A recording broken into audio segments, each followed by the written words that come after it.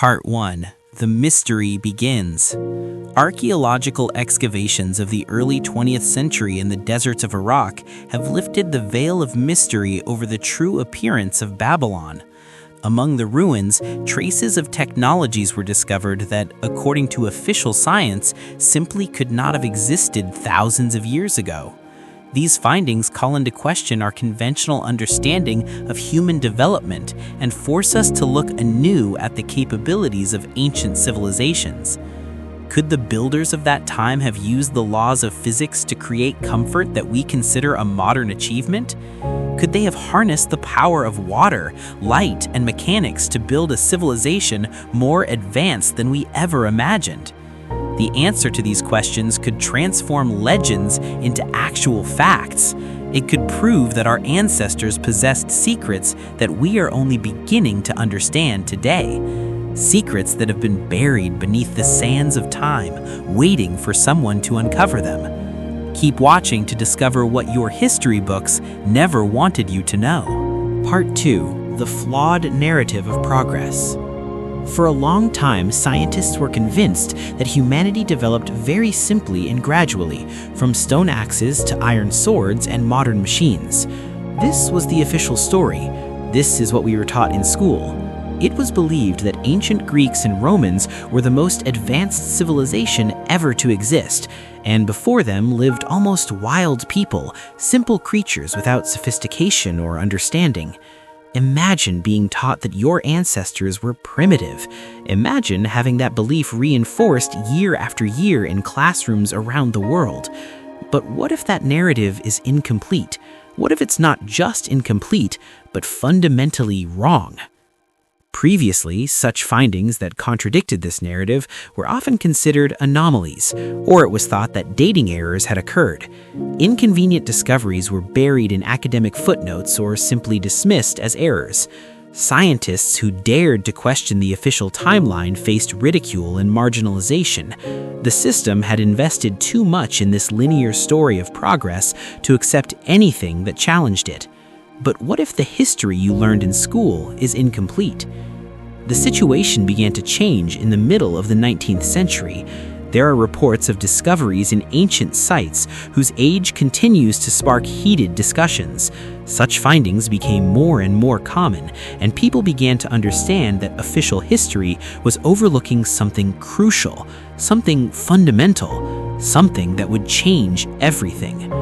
Subscribe now and hit the notification bell, because what comes next will challenge everything you thought you knew about human civilization. Part 3. The Breakthrough in Mesopotamia, the Cradle of Civilization. In 1936, beneath Baghdad, a clay jar was found containing a copper tube and an iron rod inside. This discovery was simple, unassuming, yet profoundly disturbing to the official narrative. A mere clay pot, a copper tube, an iron rod, nothing spectacular to look at, nothing that would stand out in a museum display case. But then, in 1938, archaeologist Wilhelm Koenig examined this artifact more closely. He studied it, he analyzed it, and he came to a revolutionary conclusion. This was an ancient battery. Think about that for a moment. A battery, an electrical device, created thousands of years ago. Koenig suggested that these vessels could have been used for primitive electroplating, coating objects with metal using electrical current. How would ancient people even know about electricity? How would they understand the principles of galvanic reactions? The academic world was divided. Some laughed at the idea. Others quietly acknowledged the evidence but refused to change their textbooks. And there is a bold hypothesis that these vessels could have been used for much more than electroplating. What if they were used for medical purposes? What if they were used for lighting? What if the ancient priests understood the power of electricity and kept it secret, using it to maintain their authority and power? Imagine electricity in ancient times, not just theoretical knowledge, but practical application.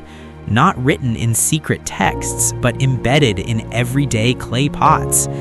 All these discoveries force us to acknowledge that ancient civilizations possessed secrets that we are only beginning to understand. But here's what makes this even more incredible. When archaeologists looked deeper into the ruins, they found not isolated examples, but entire systems, not random discoveries, but coordinated infrastructure.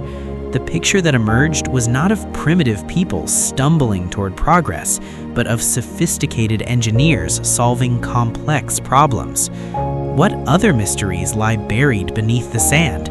Stick with us to find out. Part 4. The Water Revolution. One of the most fascinating discoveries was a system of pipes under the foundation of the main palace.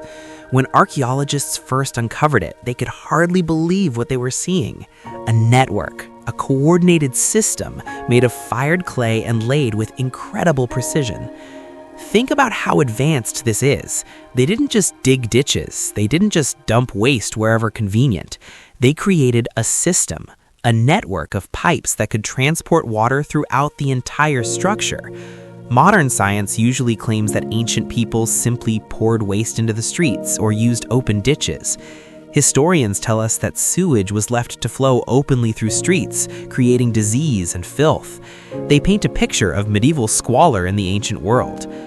But one of the expedition's engineers decided to check how it actually worked. He examined the pipes carefully. He traced them through the foundations. He noticed something crucial. The pipes were connected with a hermetic sealant based on natural resin. This wasn't accidental. This wasn't trial and error. This was engineered. The natural resin created a waterproof seal that allowed water to flow under pressure without seeping into the ground. The engineer realized he was looking at pressurized plumbing in ancient Babylon. It turned out that thousands of years before the appearance of modern cities, the inhabitants of Babylon were already enjoying comfort that we consider an achievement of our time. They had running water, they had pressure systems, they had sanitation technology. How did they master technology that took us millennia to rediscover? This discovery raises questions that scholars are still struggling to answer. If they had plumbing this advanced, what else did they have? What else were they capable of? But wait, there's more. When researchers explored the residential areas connected to these pipes, they found something that would expand the mystery even further. Part 5. The Optical Revolution. While working in residential quarters, researchers came upon a house belonging to a wealthy merchant. It was preserved better than most structures, which gave archaeologists a rare glimpse into the life of the Babylonian elite. Inside a room, beneath layers of dust and centuries of accumulated debris, they found something extraordinary. Strange glass plates, perfectly smooth, perfectly transparent. They had a slight thickening in the center, almost like a lens. At first, the archaeologists didn't realize what they had found. These were just pieces of glass, right? Ancient glass was supposed to be cloudy, murky, full of impurities. Everyone knew that. Every textbook said so. In academic circles, it is customary to believe that ancient glass was crude and poorly made. It was used only for cups or cheap ornaments. Scholars insist that people only learned to make quality lenses in the Middle Ages, hundreds of years after Babylon fell. Lenses required precision. They required understanding of mathematics and optics. Ancient people couldn't possibly understand such things. But then something happened that changed everything. One of the archaeologists, perhaps out of curiosity, perhaps out of accident, placed such a glass plate over a clay tablet with small text. Text so small it was almost illegible. Text that would require excellent eyesight to read. The archaeologist looked through the glass. The letters suddenly became huge. They became clear. They became perfectly readable. It was a simple magnifying glass created by a master who understood the laws of optics long before physics emerged as a science. This small object overturned everything we thought we knew about ancient knowledge. This wasn't primitive craftsmanship. This was precision engineering. This was understanding of how light behaves. This was applied mathematics. This small object overturned everything. An ancient scholar could use this lens to study texts more carefully, to read smaller writing, to examine objects in greater detail. An ancient astronomer could use this lens to study the heavens with greater clarity. What did they see? What did they discover? If they had magnifying glasses, did they have telescopes? If they could magnify light, did they understand refraction? Did they understand the spectrum? The implications cascade outward, each question raising 10 more questions.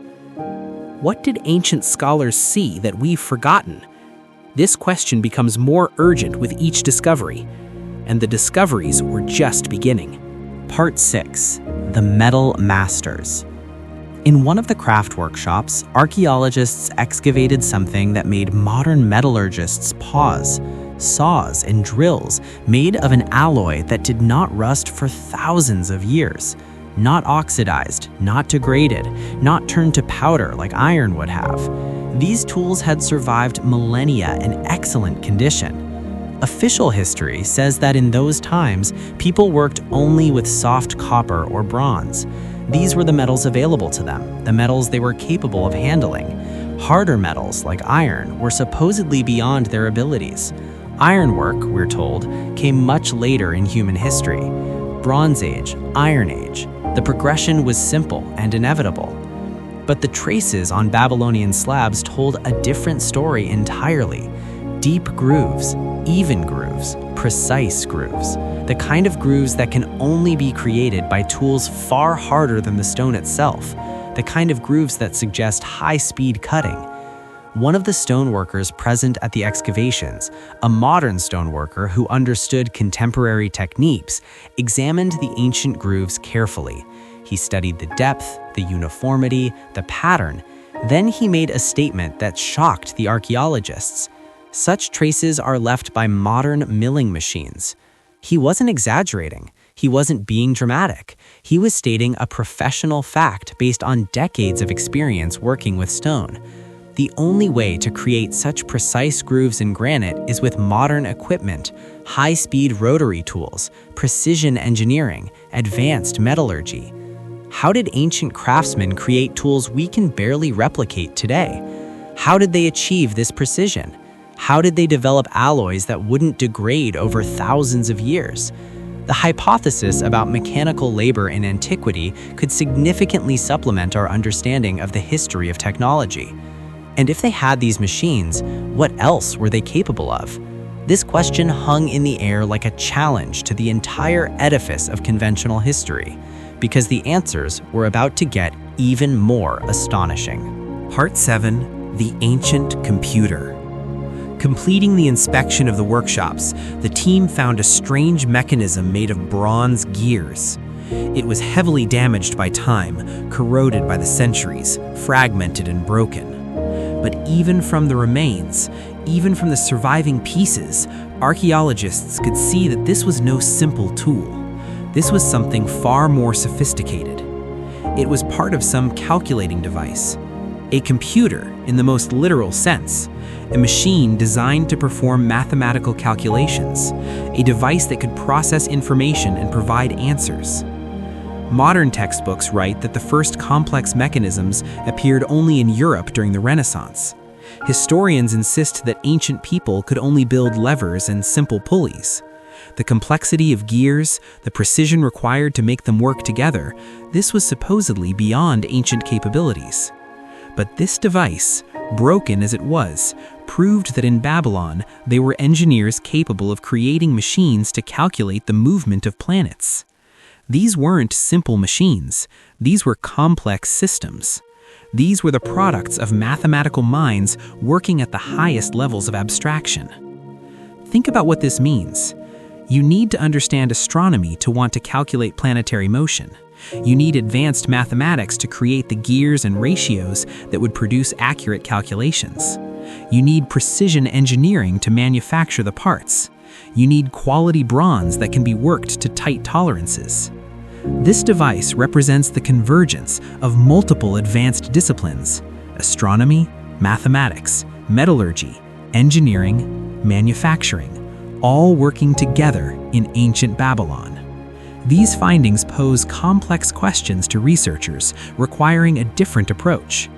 Each such object becomes a silent witness to the fact that we greatly underestimate our ancestors. They possessed knowledge that was lost. They possessed capabilities that were forgotten. They possessed a level of sophistication that challenges our fundamental understanding of progress. Are you beginning to see a pattern here? It's not random discoveries. It's not lucky finds. It's evidence of a coordinated, sophisticated civilization. A civilization that understood science and mathematics. A civilization that applied these principles to everyday life. Keep watching to uncover the full scope of what they achieved, because the discoveries beneath Babylon reveal something far more profound than artifacts. They reveal a way of thinking, a way of living, a way of solving problems that we are only now beginning to understand.